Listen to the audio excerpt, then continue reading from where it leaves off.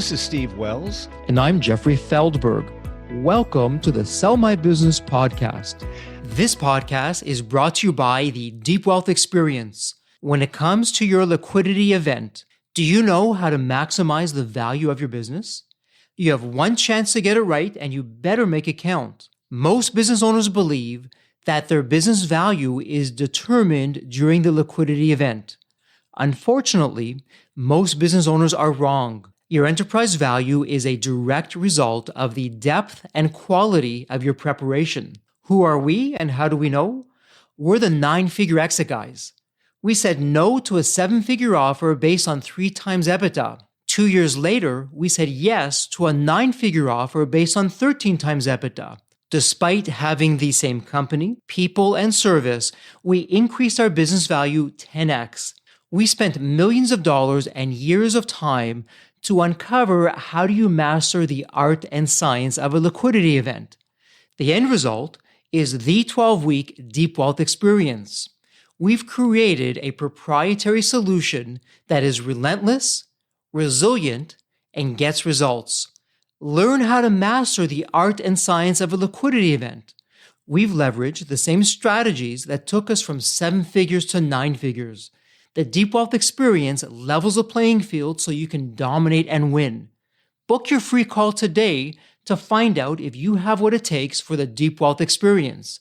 Visit www.deepwealth.com/success to book your free call.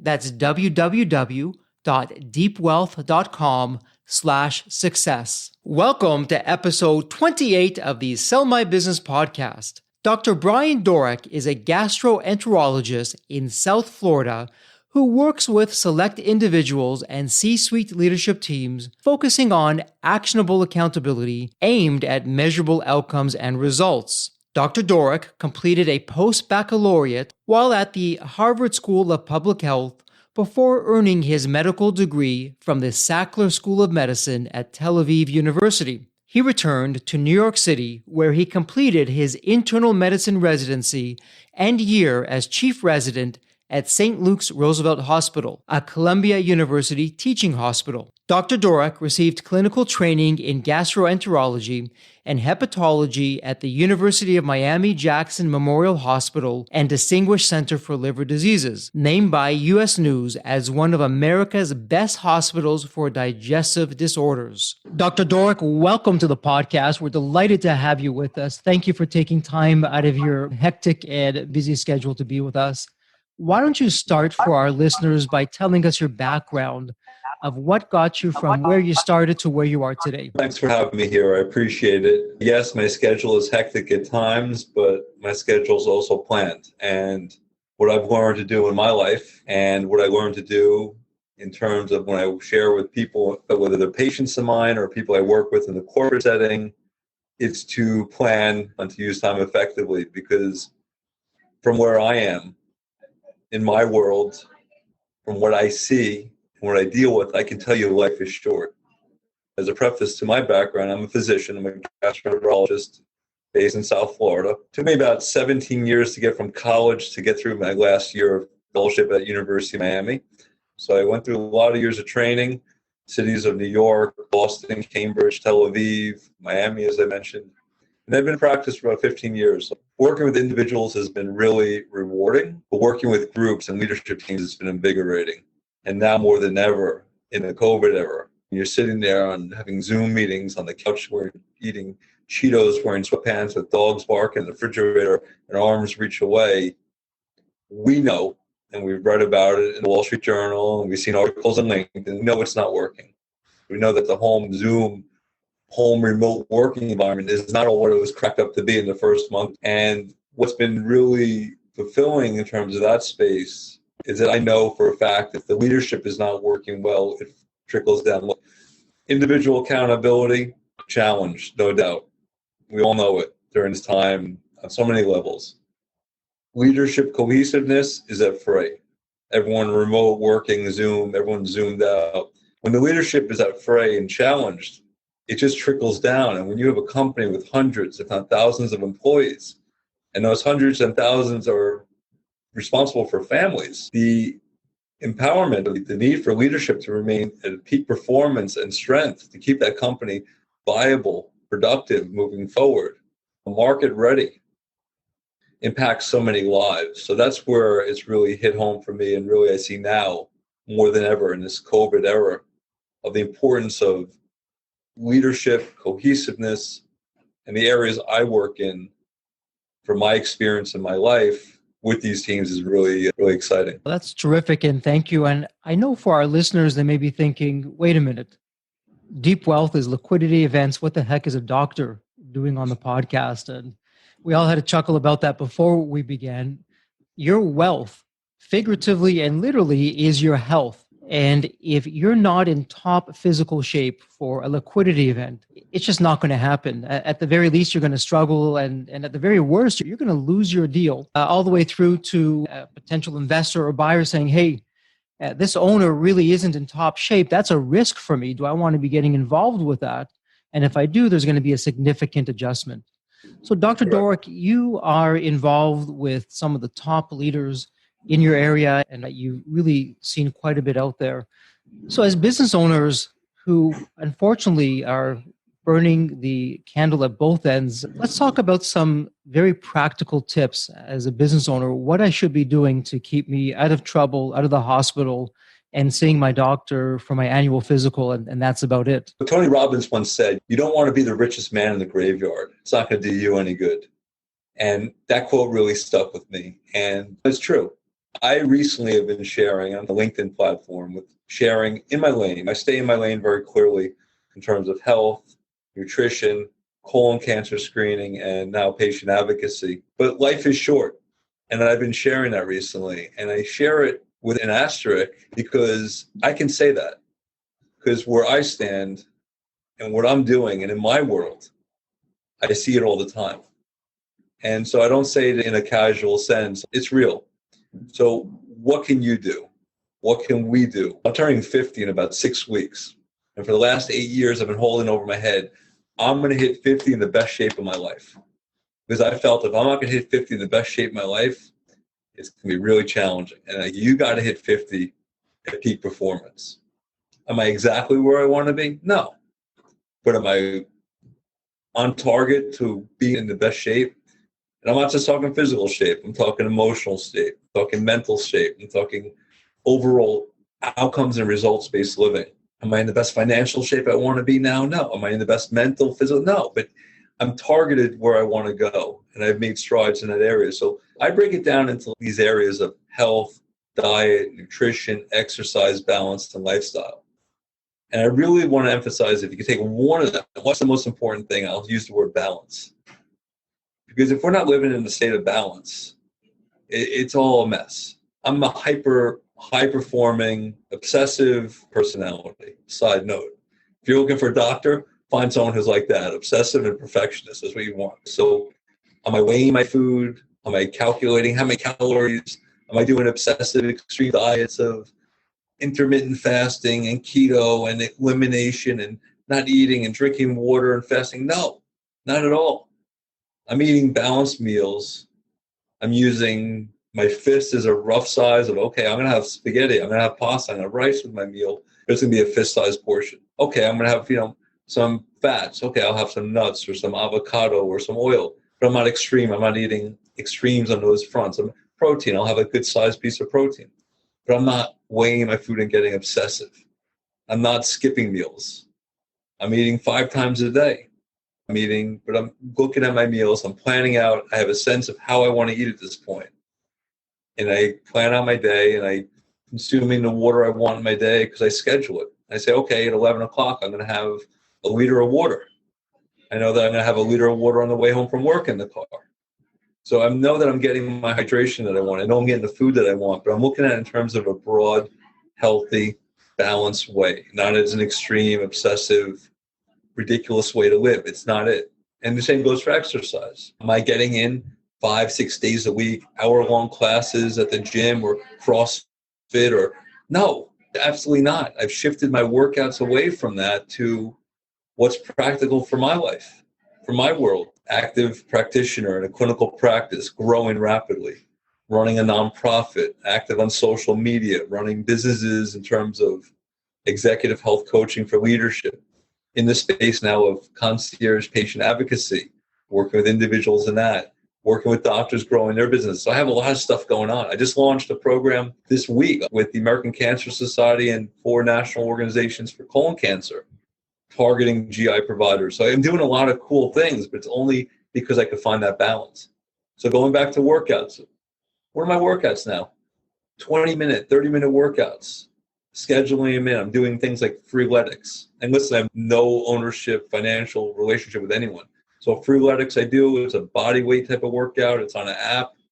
And I'm doing different movements, 20, 30-minute workouts, getting my cardio up. I bought X-Bar, resistance band working. I've been doing dumbbells. I got 20-pound dumbbells. I'm doing workouts, doing 100 rep sets, 6, 7, 8 sets like that, getting in 600, 800 movements in 28 minutes. On my home, in my driveway, when my kids were home with this COVID stuff, getting it in, scheduling it, planning it, doing it. So that's like what I look at it. Work it tomorrow, my workout, Saturday morning. My plan is to go run. I'll run 2 miles. I'll do a freeletics workout on the pier, on the water, 20 minutes, whatever it is that day. Do some burpees, do some sit-ups, do some crunch, whatever it is, and then run back. But it's on my schedule. Because if I don't schedule it, I'm not going to do it. So it's not the blocks of hour-long classes and going to the gym. And I had to shift away from that because I just don't have time capacity to do that now. But that's what I'm emphasizing, the balance. You got to find what works for you in terms of health, nutrition, relationships, lifestyle. The biggest thing I could say, and probably one of the most impactful things I can tell your listening audience who are business owners, who are achieving benchmarks in life, who are hitting all those marks that you think you should have, the spouse, the partner, the kids, the house, the memberships, the business, the wealth, the opportunity to exit. And if you're not feeling fulfillment in your life, if you're not completing your life, what does all that stuff matter? It doesn't. So what I've become very much more focused on is on the outcomes and results I want to get out of life. Like, where do I want to be? What's the big picture I want out of this? And really much more focused on that versus the doing and hitting all the benchmarks and doing all the things I think I'm supposed to do. It's more about what do I want to do? Like, what do I want it to be for me? And I think you can apply that to all these areas. I'm sure in the audience, there are many people who have a lot of what you said in their life and integrated and is part of their balance. And maybe they have good nutrition. Maybe they got a pattern to work out. And now there are other people who probably are struggling in maybe one or all those areas in nutrition or getting a workout regimen. And I would imagine most of our listeners, they're business people, they're pretty driven, they're accomplished, they're probably type A. And for whatever reason, they either don't think they need to do this or they have had difficulty in creating that rhythm. What would you tell them? How would you encourage them? So I use the wording, and I live by the wording, actionable accountability. So actionable accountability is the methodology that I apply because I know it works. Well, my story is not that, hey, I'm born a certain way and I know all this stuff. No, I've been through coaching myself, and I went to my gym coach and lost 15 pounds and 5% body fat. I made shifts in my diet 2-3 years ago and made shifts in how I look at it. I get coaching from individuals, whether it be business coaching or work with individuals in Tony Robbins groups at times to help me. No secret about it. I'm not like in nirvana. We're all constantly pulling. And if you're not pulling, you're not learning. And if you're not learning, you're not advancing. If you're not advancing, you're not living. So for me, actionable accountability comes down to the fact is, and the truth is, you're going to think a little more closer if you're sharing your lunch, what you're eating, with a gastroenterologist or Dr. Doorek, or you're going to be sharing it with your leadership team in a group setting that's secure and confidential, and there's accountability to yourself and to members of your group. And you're going to think twice, am I putting an extra large portion of French fries or potatoes on my plate, or a little heavier on the greens today?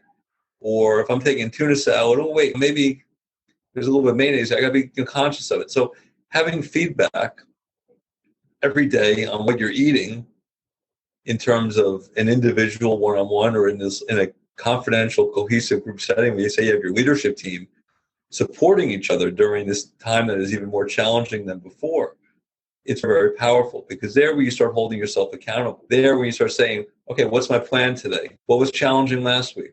What's going on next week? What are the outcomes and results you want? Okay, you said in the beginning you want this outcome and result. What are we doing to get there? How do we need to adjust it? And so checking in and having a weekly kind of wrap up. What was last week? What were the challenges? What were your victories? What's next week? Okay, I got a business meeting in Dallas on Tuesday and Wednesday. I'm taking the red eye to LA. Okay, how do we work it in there? Okay, let's work and exercise this way. Let's think about how can you eat. Let's talk about those challenges. But checking in, posting confidentially what you're eating, how you're exercising.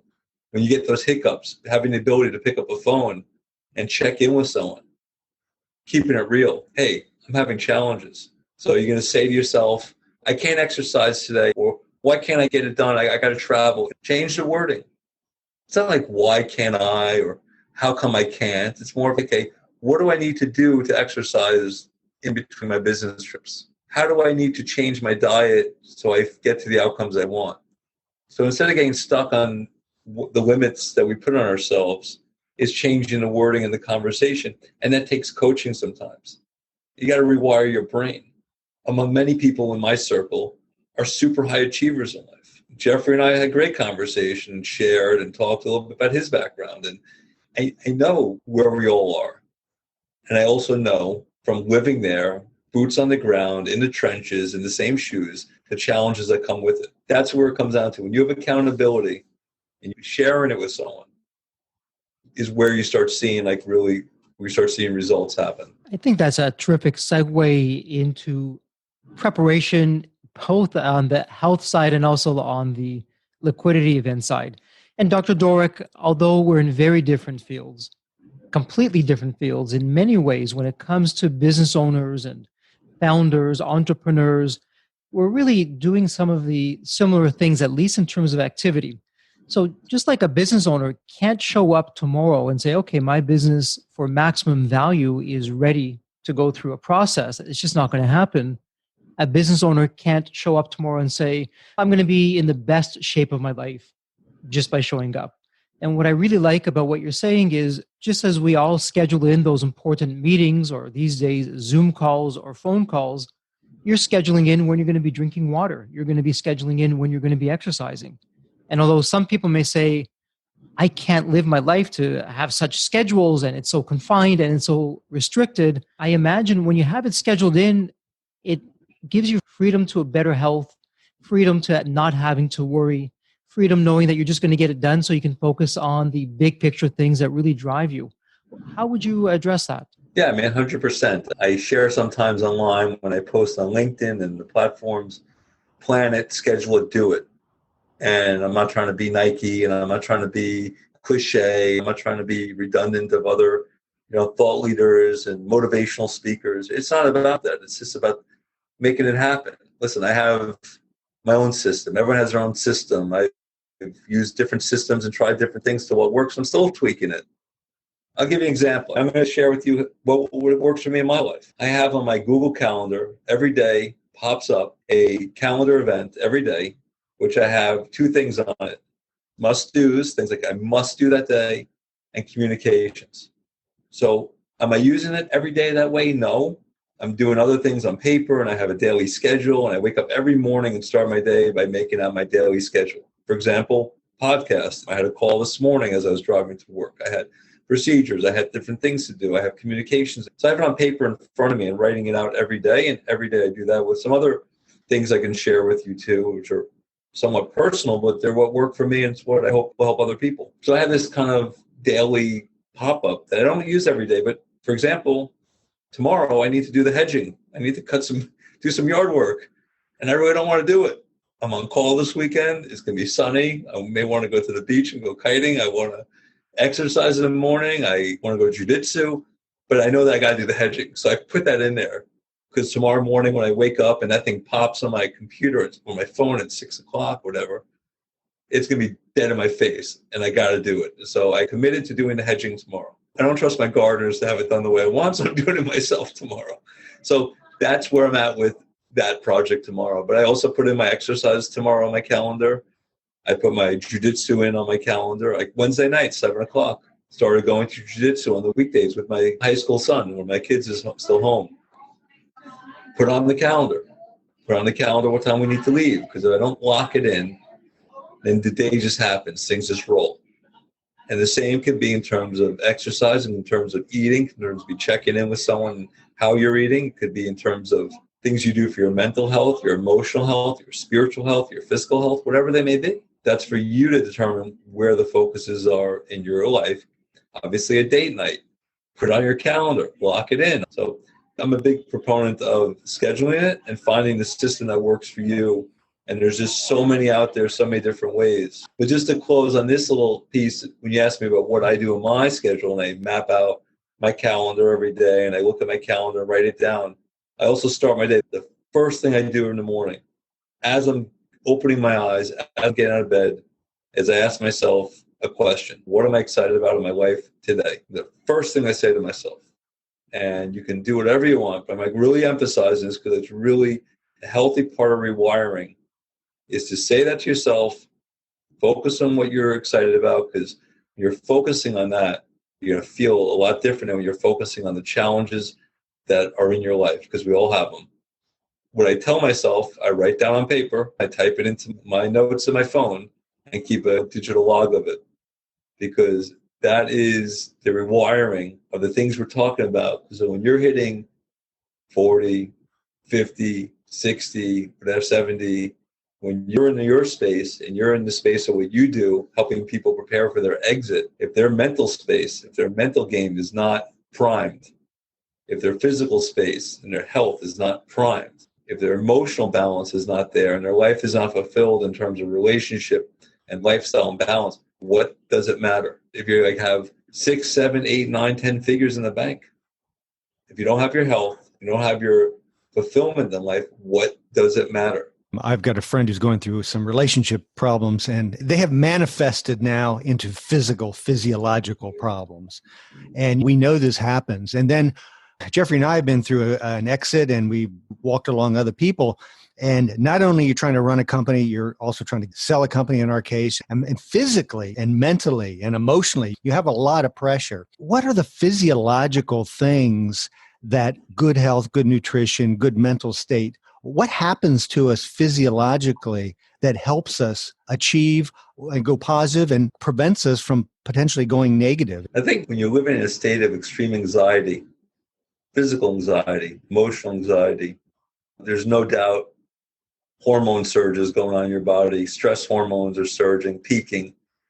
Your sleep is challenged. Your also health, your nutrition's challenged. It's all composite. I'm not going to talk to you about far-fetched ideas and crazy concepts of anything. I think the core thing is our bodies are like a living organism in terms of energy. What kind of energy is your body radiating when your mind's in a state of balance, in a state of fulfillment, in a state of commitment to yourself in terms of that accountability to your outcomes and results that you want, in terms of meeting those benchmarks that really matter, benchmarks, health, diet, nutrition, exercise, lifestyle balance. I'm not talking about benchmarks, how much you have in your bank. I'm talking about the real benchmarks that matter. Think about the energy that your body will radiate and what your body looks like in terms of an energy there versus when you're living in a state of anxiety, when you're living in a state of worry, when you're living in a state of fear, in a state of limits, of I can't do this, in a state of comparing to everyone else. I'm not good enough. Why can't I? Why can't this? How come this isn't? How come not enough? How come he has? Versus walking in the street and saying to yourself, what do I need to do today to get to where I want to be? How do I need to change my diet today to feel better and achieve the outcomes and results I want in terms of my nutrition? How do I find time to exercise? What do I need to do to walk faster, jump higher, swim longer, whatever it is, versus why can't I? How come I'm fat? How come I'm this? crazy, endless loop, spinning questions that drive you to the ground. So your energy, when you're running that story in your head, is very heavy, bring you down, versus the energy when you're walking taller, feeling stronger, feeling freer. So I think your friend, challenged now by the physical ailments, of the emotional ailments, of the stress, it's all ties together. It's all one big energy field in the simplest of terms. And so finding whatever methodology he needs to do to recenter, reground, refocus is probably the most important, because it scares me when I think of what stress does to me physiologically, like what's happening on the cellular level to my body. When I'm anxious, when I'm stressed, when I'm worried, when I'm in fear. Yes, fear is fine. Run away from the monster, the tiger, whatever evolution has driven us to run in fear from the dinosaur. Okay, got it. But fear from what? Not having the financial security that we think we're supposed to have, not having the relationship we think we're supposed to have, not having the acceptance in society or acceptance from your business partners, or who knows what will drive you to the box in the ground. Some terrific points. Let's talk about stress. Dr. Doorek, by the time you see a patient, you're seeing the end product or the end result of what stress has done time and time again over the years. Let me ask you this. As a business owner who's going through a liquidity event, whether it be a full exit or having investment in the company, that process itself is stressful. For most business owners, this will be the most important decision that they make in their life, the most important business chapter in their life. Running a business, a high growth business, is stressful. So what advice do you have to our community in terms of how do they de-stress on a regular basis? What can they be doing to keep them in the health lane and out of the trouble lane? I would say the first thing is just to go to your comment in terms of what the event is, what's happening in terms of a business, an exit, a liquidity event, and the stress. Yes, it's stressful. Yes, it's going to be a challenge on many levels. But in perspective of the scope of life, in perspective of what really matters, I would say the first thing is put it in perspective. Step back and see it for what it is, not anything more than that. It's a business event, it's a transaction. See it for what it is. Not making it like more than that. And separating that puts it a little bit of a different perspective. And it may reduce the stress right off the bat. When you start looking at things in terms of what they are, numbers, tangible items, versus what really matters in your life, what really matters to you, you may be less stressed all of a sudden. You're like, geez, you know what? We're a few $100,000 off in our negotiation. What matters, you know what? How lucky I am to have my wife to go home to tonight. How lucky I am that I was taking my son to drive for the first time this week. How lucky I am that my daughter came to me with a problem with her boyfriend. I'm just giving you examples. I'm just saying perspective, balance, focus, and choosing what you're focusing on. So that's like the number one thing I'd say, because in my world, what I'm seeing, make your head spin, and dealing with things like having those conversations and telling someone you have cancer. No one trains you for that, and I'm still not trained for it, and I'm still not always able to have it, and I only try to have it from a place of empathy. That's the most important thing. The second thing I think is really, again, using the combination of accountability to yourself, to what you want out of life, what are your outcomes and goals, what really matters to you most, and using a schedule, using commitment, using coaching, using accountability, however you want to do it, I don't care. So yes, you could be under a lot of stress because your liquidity event, the exit is falling apart. So the competition comes in and they're going to outbid you, whatever it is. I don't know what the scenario is. Do you focus on that, or do you say, you know what, this is what it is. This is part of the process. This is part of the game. If it's not this exit, it'll be something else. And you know what? The stuff usually works out for the better anyway. And you know what? I have on my schedule, I'm going to go exercise tonight. Okay, you know what? I got to push it back an hour and a half because I got to deal with this nonsense now with the office, but I'm still going to commit to exercising tonight and stick to that commitment and do it. Or you know what? I need to rest. I need to really get some sleep. I'm just like putting on my calendar, Netflix and sleep, whatever it is for you. But that's what I'm saying is I think that the most important thing, the most high value takeaway would be perspective, we lose sight continually in this overstimulated, intense world that we allowed to become what it is. This intense world that we participate in right now. Zoom calls, meetings, audio, sound check, craziness, phones going off, texting, people buzzing me, buzzing you. Crazy world. So sometimes you just need to stop and recenter and reset. And if you can't do that, you're so lost in it, you got to consciously pull yourself out of it just to recenter. Listen, during COVID, I was meditating every day during lunch.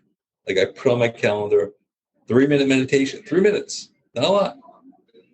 But at that time, there was a lot of uncertainty. We weren't doing procedures. I had the ability to do it. Have I been doing it in the last few months? No. Does it bother me? No, because I meditate in the morning every day, and that's part of my routine. But I would like to find that space in my day to say 3 minutes to reset my mind, to reset my energy, to reset everything I need. And those are little things you can do. Take a 3-minute break, just shut it down. Great points. And as we're coming to an end here, I don't want to miss this question because you touched on it. We're in a crazy time. So I'm assuming you're seeing more negative physical outcomes in your medical practice because of all the things that we're going to and the way society is. So my question is, can you expound on that a little bit more? And what would you tell everybody, our business people or anyone listening, how do we deal with this? If you were to sum it up, what can we do to get through this crazy time? I think we know two things. So if you're dealing with the individual, how do you pass through a pandemic, or how do we adjust to the pandemic individually? We're functioning and running businesses. I think it's to emphasize the things we shared. Finding that balance, finding that focus, taking your game to the next level. As they say, it sounds a little cliche, level up, whatever, but change your life for the better. Is this the end, or is this the beginning of something new and greater? I used the pandemic as a time to do massive work on my planning for my own life. I got to the office every day, same time, even though we had no procedures, no patients. We were shut down for 7 weeks at one point by the governor here in Florida. But I was in my office every day at my desk doing the work for me on establishing some big time outcomes and results I want in my life in the areas that matter to me most, whether they be relationships, personal, business, service, health, nutrition. So I think it's important to stay true to that and use this as an opportunity to do something better from it. Maybe it's working at home allows you a whole different way to look at life, a whole different way to deal with your relationships. Maybe it allows people to put things in perspective. Geez, what was I doing? 50 hours a week in the office for what? I can do 20 hours a week in the office, and I can do 20 from home, and I can do 10 from the beach. Whatever it is. Or I can do the same work in 30 hours a week, and I can outsource some. I don't need to make as much money. Doesn't matter. For what? Or you could do less work and still make more money because you're more effective, more focused, more grounded, and more centered. In terms of health and the ramifications of this, the big thing was people weren't seeing doctors. So we started seeing a big uptake of colon cancers and missed cancers. So I'd say the most important thing is get back to your routine and your health care, get back to your screenings, get back to what's recommended. One of my differentiators is I know how to navigate the healthcare system. And so I work very selectively with individuals in the space when things are real, when your world's upside down, when your winter's here, like things are real. You got real stuff going on, an acute medical crisis or even a chronic condition, and you're spinning your wheels in this healthcare system, doctor to doctor to doctor, not getting the results you want. I work with individuals, getting them to the best doctors quicker, faster, easier, getting things organized and presented in a way, the way the doctor wants to see it, getting a whole change of status, because the truth of it is, and the harsh reality is, you're sitting in the waiting room, you're waiting weeks for the appointment, you're waiting in the room for the doctor, you're holding labs and you don't know what they mean. The doctor walks in after making your copayment, and the truth of it is, you're in a low status position. That's just the harsh truth. You're in a very low status position. And the doctor is talking, and within 90 seconds, usually in the computer asking questions, and in the computer looking at you, and then really has a good sense of where things are at. And pretty quickly that encounter is like the doctor's telling you what to do, who to go see, here's your plan, Any questions? You're like, no. And then he walks out and you're like, what the hell just happened? And that's the reality of the game. What I do selectively with people, and what you can imagine is this scenario where your doctor walks in the room and, hey, Dr. Smith, I'm really happy I was able to find time to see you today. I think Dr. Doorek spoke to you. Here's my medical summary, and hand a 1 or 2 page summary that is the way the doctor wants to see it and needs to see it. And I know you're going to have some questions and want to examine me, which is fine. But before we do that, let me let you know what the outcomes and results I want from today's encounter are. Now, what I'm not saying to be disrespectful, I'm not saying to be this, but immediately your status has changed in that room in the eyes of the physician. Immediately you're in a direction to get more effective, better health care. And imagine doing that with the top doctor in the country for your problem, whatever that problem may be.